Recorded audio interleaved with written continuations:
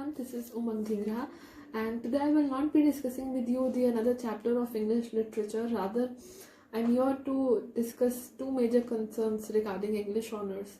First is how to attempt your question paper, and second is how can you maximize your marks in English literature, in writing. So let's begin with that.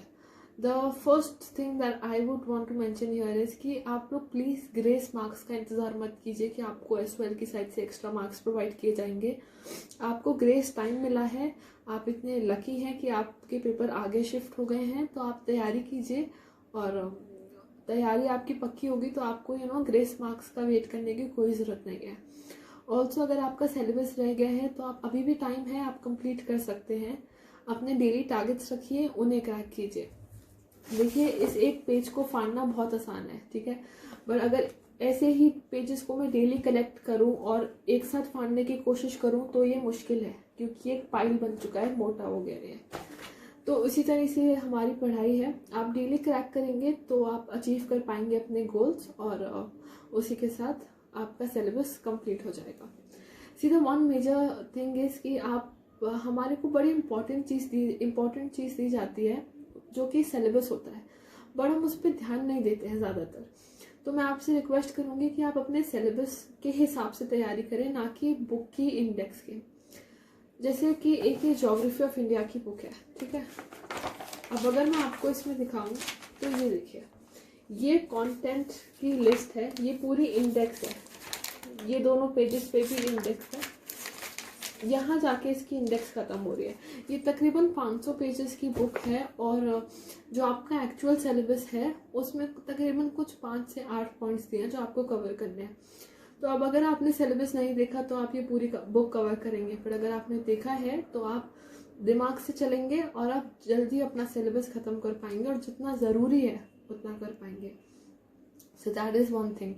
The another very important thing is previous year question paper. देखिए, previous year question paper इतने ज़रूरी हैं कि वो आपको ये बता पाएंगे कि आपको, अगर जैसे आपके पास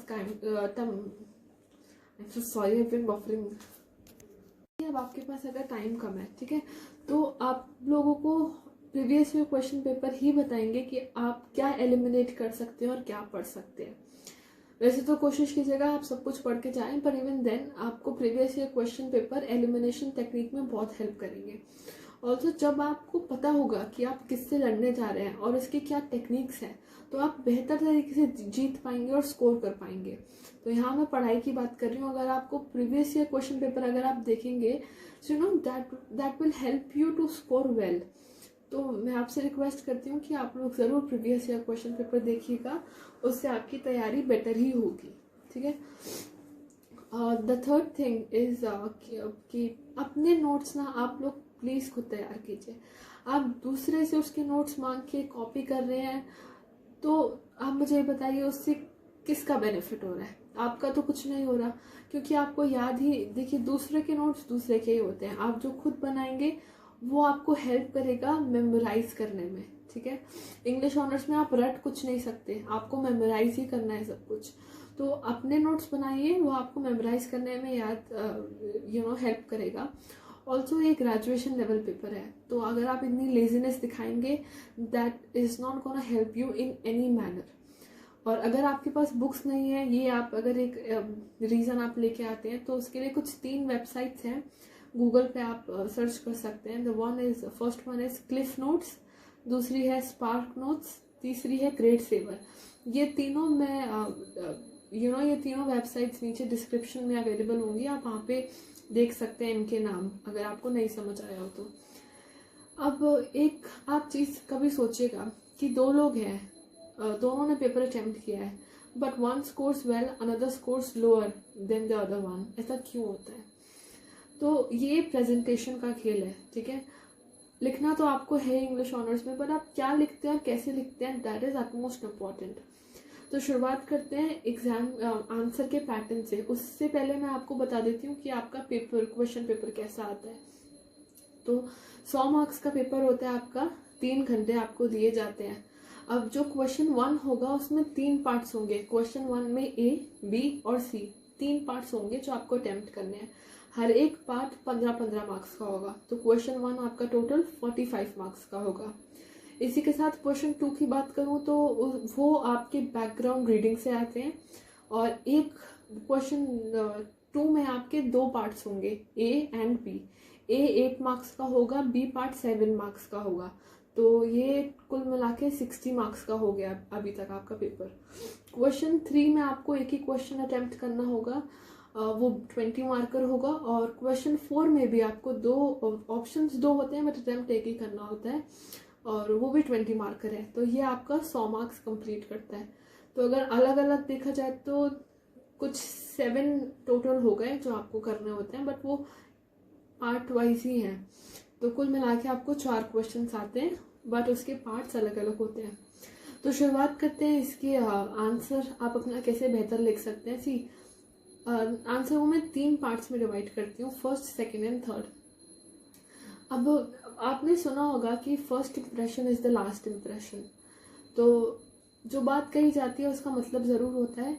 अब जो आपके आंसर शीट का पहला जो भी पहला पैराग्राफ होगा, हर आंसर का, तो वो डिटरमाइन करेगा कि आपने कैसे पढ़ा है उस चैप्टर को और कितने अच्छे से लिखा है। क्योंकि अगर आपने पढ़ा है तो आपको पता होगा कैसे लिखना है। एंड यहाँ पे आज मैं भी आपको कुछ चीज़ें बताऊंगी जिनको आप प्लीज़ ध्यान में रखिएगा। Note them down with me, and I am sure they will help you in the paper. तो आप पहले पैराग्राफ में इंट्रोडक्शन लिख सकते हैं। अब आप इंट्रोडक्शन किसका लिखेंगे? आप सपोज आपका कोई क्वेश्चन आया, ठीक है, मान लेते हैं आपको एज यू लाइक इट एक चैप्टर है इंग्लिश ऑनर्स में 2nd ईयर में, आपको उसमें से सवाल आया। तो अब आप क्या करेंगे कि आपको जब वो लिखेंगे आप उसमें कुछ चीज़ें हैं जो इंक्लूड करिएगा। 1 इज ऑथर के बारे में लिखना, ठीक है। ऑथर कौन है, ऑथर ने उस जो पर्टिकुलर चैप्टर है उसके लिए कोई अवार्ड जीता है या नहीं, ऑथर ने वो कौन सी लिटरेरी एज में लिखा था, लिटरेचर एज में लिखा था। इंग्लिश लिटरेचर में बड़ी सारी एज होती हैं, restoration age, Victoria, Elizabeth age, Victorian age. तो कौन सी एज में वो पर्टिकुलर प्ले लिखा गया है, आप ये ज़रूर पढ़ लीजिएगा। फिर इंग्लिश ऑनर्स में एक और इम्पॉर्टेंट चीज़ है, लिटरेचर बैटल बोलते हैं हम उसको।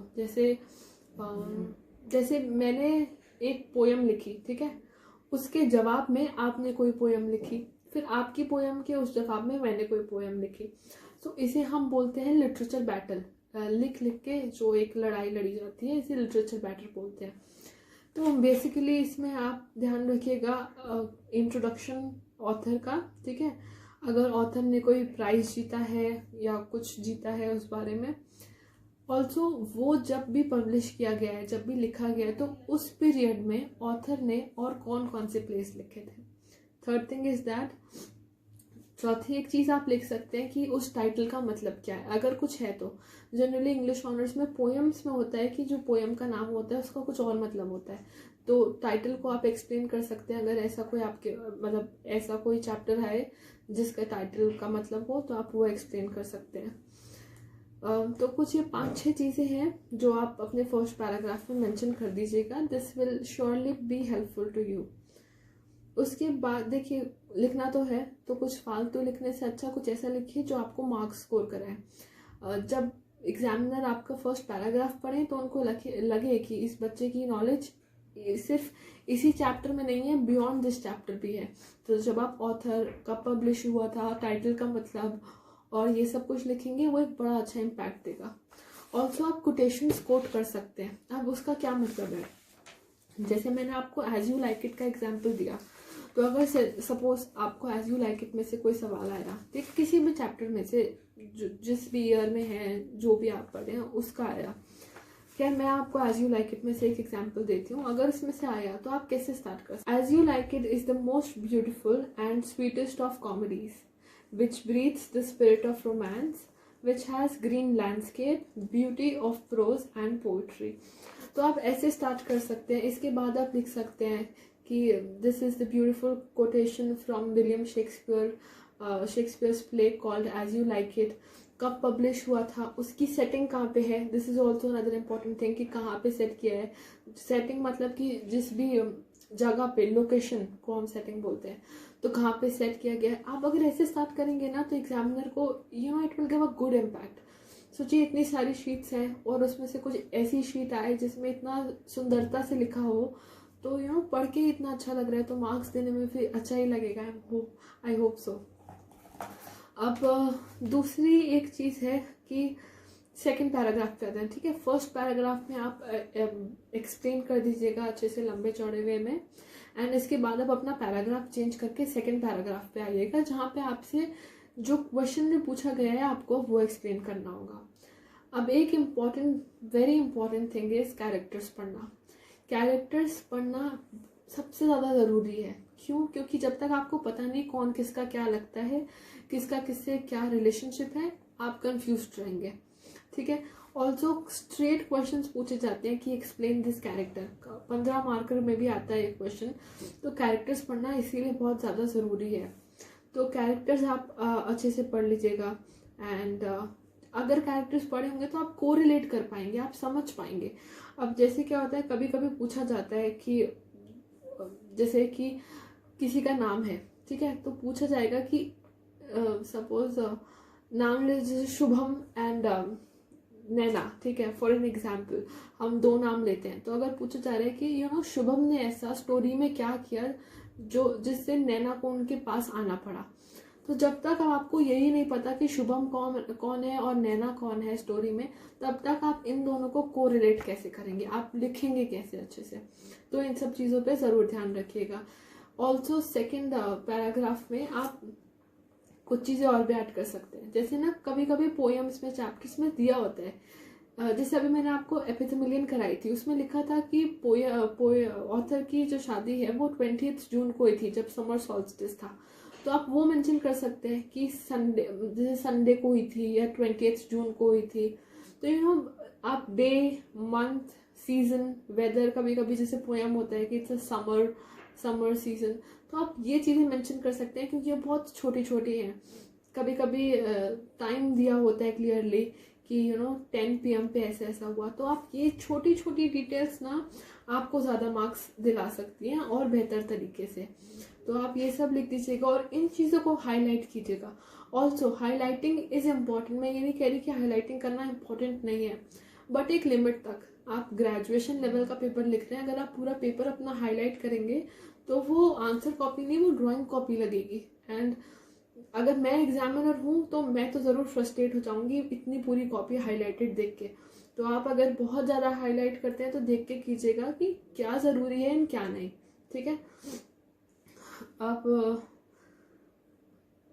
मैंने आपको जैसे ये पॉइंट मैंने आपको अभी बताया कि इंटरनल कॉन्फ्लिक्ट के बारे में पूछा जाता है कि एक दूसरे की इसका इससे क्या रिलेशन था और ये इससे क्यों प्यार करता था। तो इन सब चीज़ों के लिए आपको डिटेल में जाना पड़ेगा ही।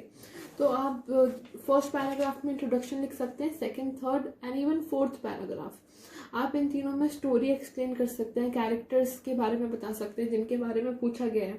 कैरेक्टर कैसे हैं, मतलब टॉल है, शॉर्ट है, किसकी मदर है, किसके फादर है, जो भी है कैरेक्टर के बारे में आप अच्छे से एक्सप्लेन कर सकते हैं। Coming upon two the third and the end part of the answer which is conclusion. Conclude करना बहुत ज़रूरी है। जनरली इंग्लिश ऑनर्स में कंक्लूड करना थोड़ा मुश्किल होता है, क्योंकि बाकी स्ट्रीम्स में तो देखिए आप फेवर अगेंस्ट ये सारी चीज़ें कई बार होती हैं। वैसे तो आपको ना जो कंक्लूजन होता है वो ना तो आपको कभी फेवर में लिखना चाहिए पूरा, ना अगेंस्ट में लिखना चाहिए पूरा। आपको अगर लिखना है तो एक ऐसा लिखिए जो कि बीच में आता हो कहीं पे। तो आप अपने कंक्लूजन में ये बता सकते हैं कि ये कितना ब्यूटीफुल प्ले था और ये आप उस प्ले ने क्या एंड में एक्सप्लेन किया, या फिर आप कोई पॉजिटिव कमेंट ऐड कर सकते हैं या फिर कोई कोटेशन ऐड कर सकते हैं। तो मैं आपको वापस एग्जांपल देती हूँ आज यू लाइक इट का ही।